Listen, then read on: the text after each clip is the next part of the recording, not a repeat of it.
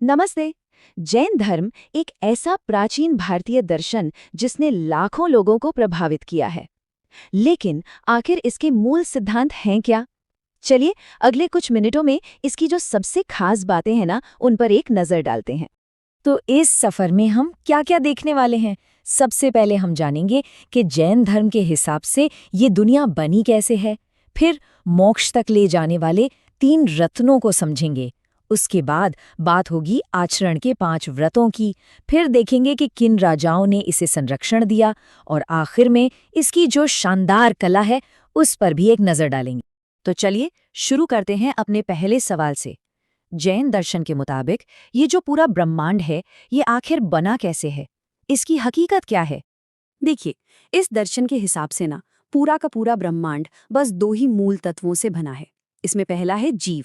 जीव मतलब चेतन तत्व। आसान भाषा में कहें तो आत्मा।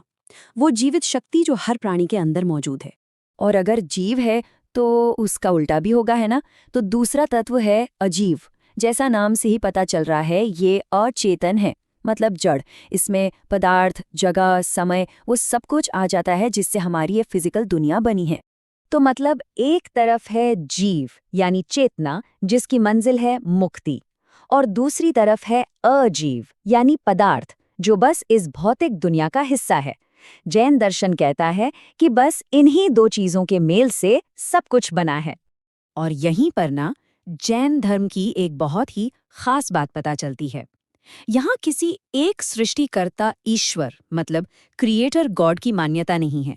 माना जाता है कि ये ब्रह्मांड हमेशा से है, शाश्वत है और हमेशा से बस इन्हीं 2 तत्वों से बना हुआ है। लेकिन हाँ, भले ही सृष्टिकर्ता ईश्वर ना हो, पर आत्मा की मान्यता तो है। और ये बात सच में हैरान कर देती है कि ये आत्मा, ये जीव सिर्फ इंसानों या जानवरों में नहीं है। नहीं, ये पेड़ पौधों में है, पत्थरों में है, यहाँ तक कि पानी की एक एक बूंद में भी है। और यही सोच उनके पूरे जीवन दर्शन की नींव है। तो फिर सवाल ये उठता है कि इस जीव और अजीव के खेल में आत्मा की मुक्ति का रास्ता क्या है? कैसे मिलती है मुक्ति? चलिए अब इसे समझते हैं। और इसका जवाब छिपा है 3 रत्नों के मार्ग में। इस रास्ते को कहते हैं त्रिरत्न, और इसमें 3 चीजें शामिल हैं। पहला है सम्यक दर्शन, मतलब सही विश्वास होना। दूसरा है सम्यक ज्ञान, यानी उस विश्वास के पीछे का सही ज्ञान होना। और तीसरा और सबसे जरूरी, सम्यक आचरण, मतलब उस ज्ञान को अपनी जिंदगी में उतारना। जब ये तीनों एक साथ आ जाते हैं तो समझिए मुक्ति का रास्ता खुल गया। तो ये सम्यक आचरण मतलब सही कंडक्ट आखिर है क्या? इसे समझने के लिए हमें जानना होगा उन 5 व्रतों के बारे में जो जैन धर्म की नैतिक नींव माने जाते हैं। ये हैं 5 महाव्रत जिनका पालन बहुत ही जरूरी माना गया है। सबसे पहला और शायद सबसे मशहूर है अहिंसा, मतलब मन से, वचन से और कर्म से किसी भी जीव को जरा सी भी चोट ना पहुंचाना। इसके बाद है सत्य, फिर अस्तेय यानी चोरी ना करना, अपरिग्रह यानी जरूरत से ज्यादा चीजें इकट्ठी ना करना, और 5वां है ब्रह्मचर्य। अच्छा, ये जो इतने गहरे विचार हैं, ये सिर्फ किताबों तक तो सीमित नहीं रहे होंगे, है ना? तो सवाल ये है कि ये पहले कैसे? और इसका जवाब हमें मिलता है इतिहास में, जहाँ कई शाही संरक्षकों ने इसे फैलाने में मदद की। इन सिद्धांतों को ठीक से सहेजने और व्यवस्थित करने के लिए ना इतिहास में 2 बहुत बड़ी जैन संगीतियां हुईं, मतलब काउंसिल मीटिंग्स।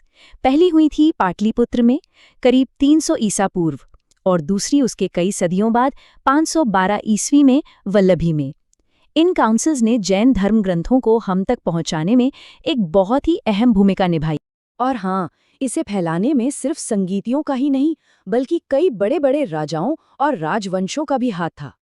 सोचिए, मौर्य वंश के चंद्रगुप्त मौर्य से लेकर कलिंग के महान राजा खारवेल तक और राष्ट्रकूट राजा अमोघ वर्ष जैसे कई शासकों ने जैन धर्म को अपनाया और उसे फलने फूलने में पूरी मदद की। तो इन विचारों और सिद्धांतों ने सिर्फ लोगों की जिंदगी को ही नहीं, बल्कि पत्थरों को भी आकार दिया। चलिए अब देखते हैं इसका सबसे ठोस सबूत, यानी पत्थरों में उकेरी गई इसकी शानदार विरासत। और इसकी सबसे बड़ी, सबसे भव्य मिसाल कहाँ मिलती है? वो मिलती है कर्नाटक के श्रवणबेलगोला में। यहाँ दुनिया की सबसे ऊंची अखंड मूर्तियों में से एक खड़ी है। ये है गोमतेश्वर की प्रतिमा।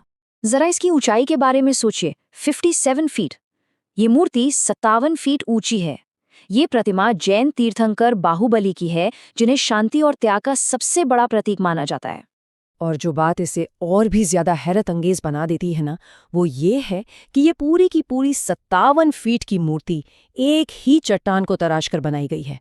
जरा सोच कर देखिए, उस दौर में ये इंजीनियरिंग और कला का कैसा बेजोड़ नमूना रहा होगा।